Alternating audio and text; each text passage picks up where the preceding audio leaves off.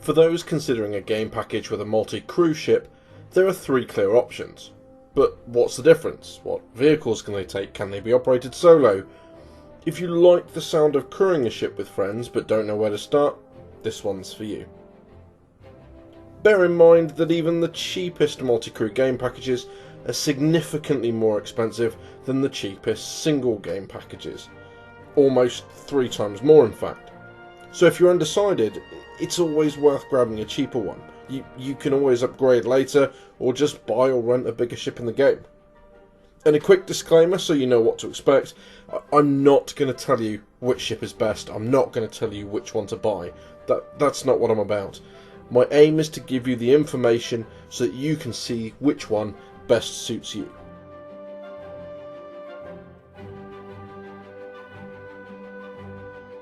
So first up, Drake's Cutlass Black.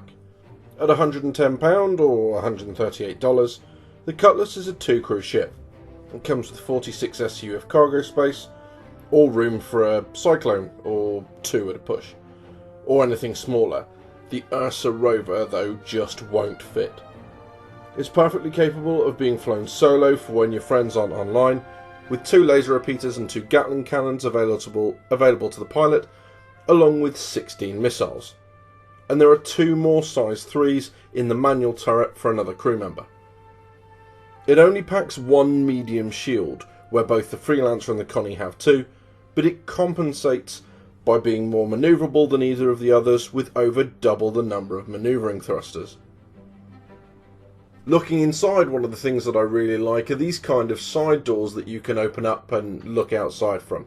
It almost doubles as another weapon platform. Maybe you can use one of the Cyclones to shoot out of the doors, or you could certainly use the railgun or the missile launchers that are man-portable. Not a lot of the interior yet is kind of openable. The component spaces, although a lot of them are labelled, aren't actually able to be kind of opened and examined yet. It has the 2 beds in kind of a bunk bed formation, and then next to that is the access to the upper manned turret. The bridge section is another nod to the kind of utilitarian outlook that Drake has. You squeeze down the side of the ship, the seats, co-pilot sits behind, pilot sits in front, and when you kind of sit in the seat, it raises you up into position. Something else that's new to kind of these multi-crew ships is the addition of VTOL, or vertical takeoff and landing mode. Clearly those 2 big engine models at the back on either side won't stay like that in normal flight. There's actually a button that enables you to switch between the 2 modes, and although it doesn't have a massive impact on controls at this stage, it certainly will do. There's actually pretty good visibility from the pilot seat, as well as a decent number of MFDs, so that you don't have to constantly keep changing backward and forward. VTOL mode and landing gear are 2 completely separate functions, so as you would expect, those 2 animations are completely split. You can have the landing gear down not in VTOL mode, you can be in VTOL mode without the landing gear down, etc, etc.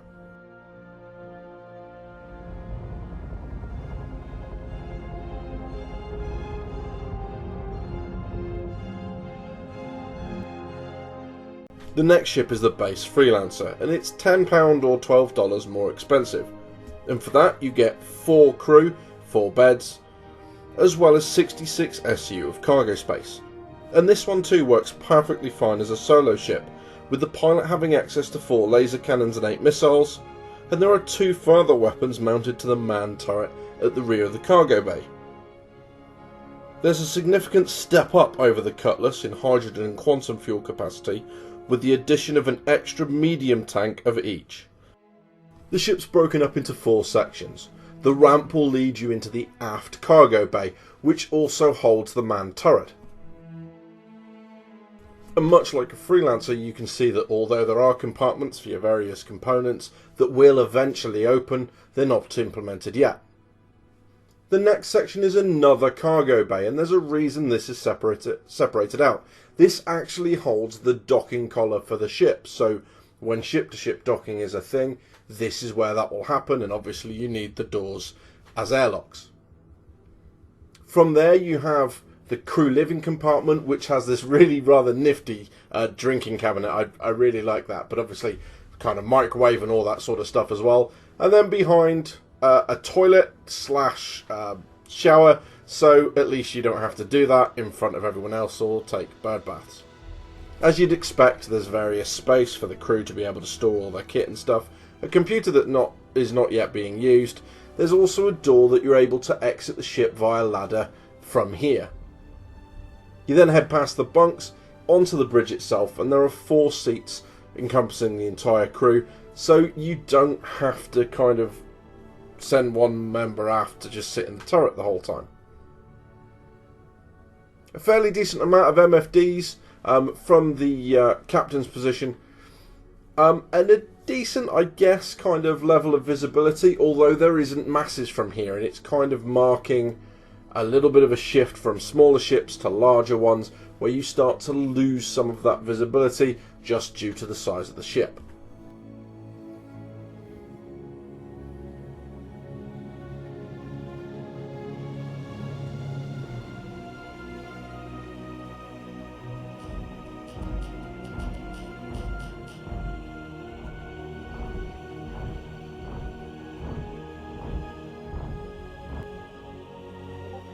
The Constellation is the final multi-crew ship currently included with a game package.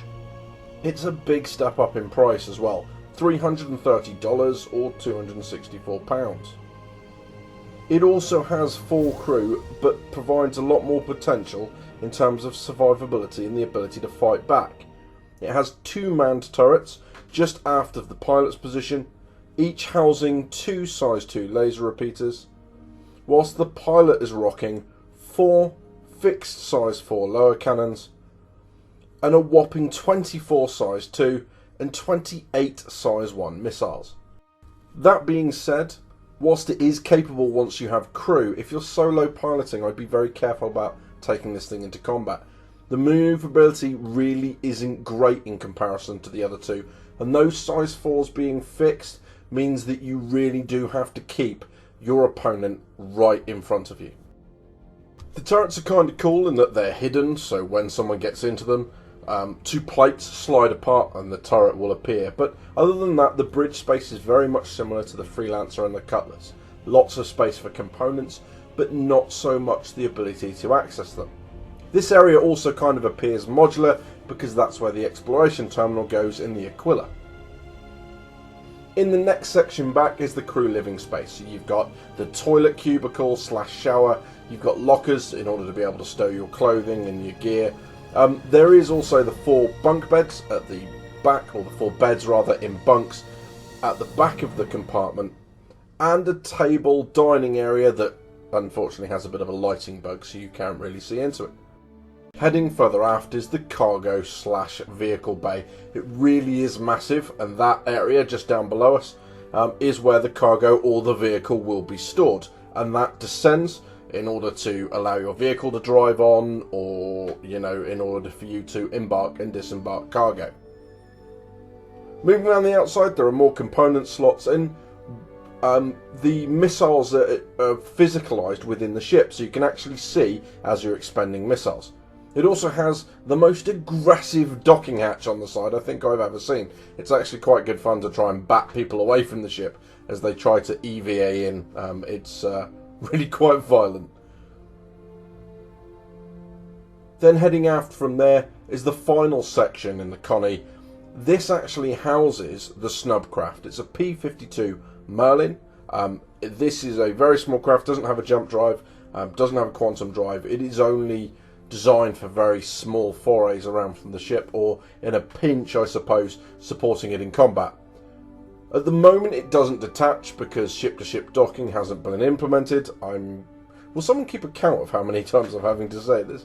But later on that will be able to detach and reattach just by the pilot getting close enough and then finishing the sequence off with like an auto docking feature.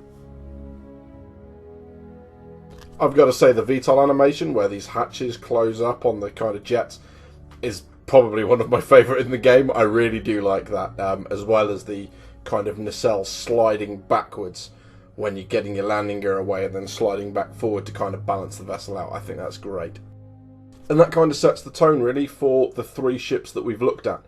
The larger they get, the less capable they become in combat, certainly less maneuverable apart from the missiles on the Andromeda. It's going to be a trade-off. A lot more space at this end of the scale and a lot more utility. But then again, a lot of people are going to balk at paying that much money. And frankly, at this stage, rightly so.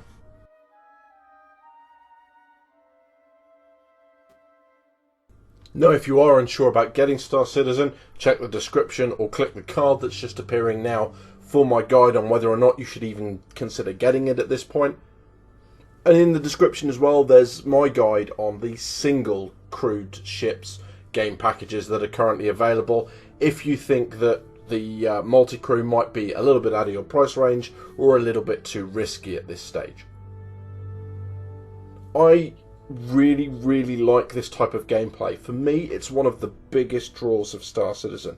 The idea that you can crew up with your friends with this sort of gameplay where it's all about how experienced you are and how practiced you are rather than what level you are or how long you've been playing. Just being able to act as an exploration crew or in combat or as a salvage crew, whatever it is, that sort of gameplay for me is the big draw, and this is where I want to end up. Multi-crewed ships with friends, with an organisation, where everyone knows what they're doing. This is really exciting. If that's exciting for you as well, then looking at the multi-crew ships is exactly the right thing to do. But just remember, as I've said before, use the free flies to your advantage. There's no rush. This isn't coming out anytime soon. You're not going to miss out on anything. You can always get a single cruise ship if you really want a game package right now.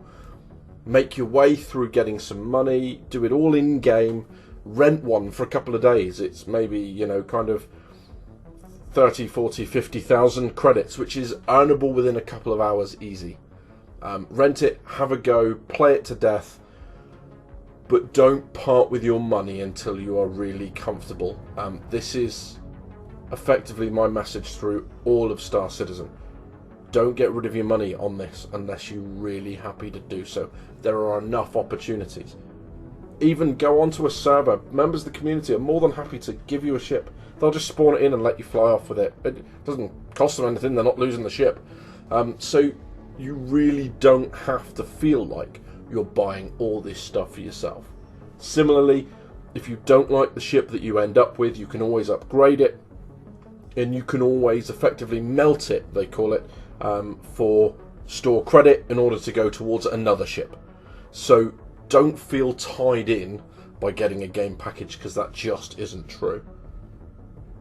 I really hope this has been helpful. If it has, smack the like button so everyone else knows. If you know someone who's thinking about Star Citizen, please feel free to link this to them so they can kind of get a feel for it themselves, and maybe you can get your own crew together. But until the next video, hope you enjoyed. Thank you very much for watching, and I'll see you soon.